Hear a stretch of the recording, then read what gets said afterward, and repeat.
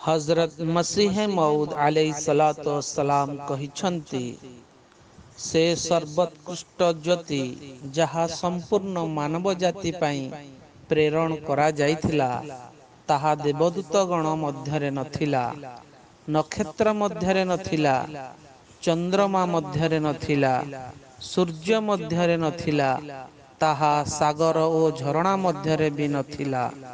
से पद्मरागमणि, दुर्लभ रत्न, हीरा, नीला ଓ ମୋତି ମାଣିକ ମଧ୍ୟରେ ବି ନଥିଲା।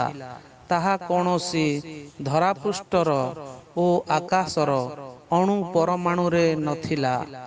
ଏହା କେବଳ ମନୁଷ୍ୟ ଭିତରେ ଥିଲା, ଅର୍ଥାତ୍ ଏକ ସମ୍ପୂର୍ଣ୍ଣ ମଣିଷର ସତ୍ତାରେ ଲୀନ ହୋଇଥିଲା ଓ ଏହି ସମ୍ପୂର୍ଣ୍ଣତା ଥିଲା ସର୍ବୋଚ୍ଚ ଓ ସର୍ବଶ୍ରେଷ୍ଠ।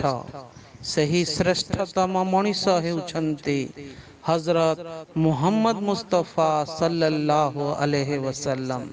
ତେଣୁ ସେହି ଦିବ୍ୟ ଜ୍ୟୋତି ହଜରତ ମୁହମ୍ମଦ ସല്ലଲ୍ଲାହୁ अलैहि वसल्लमଙ୍କୁ ସମର୍ପିତ କରାଯାଇଥିଲା। ଏହି ସମ୍ପୂର୍ଣ୍ଣ ସର୍ବୋଚ୍ଚ ଓ ସର୍ବୋତ୍କୃଷ୍ଟ ମହିମାର ଅଧିକାରୀ ହେବାର ସୌଭାଗ୍ୟ କେବଳ ଆମ ନବୀଶ୍ରେଷ୍ଠ ହଜରତ ମୁହମ୍ମଦ ମୁସ୍ତଫା ସല്ലଲ୍ଲାହୁ अलैहि वसल्लमଙ୍କ ମଧ୍ୟରେ निहित अछि। आईना कमालते इस्लाम रूहानी खजाएन ग्रंथ खंड 5 पृष्ठा 160 161।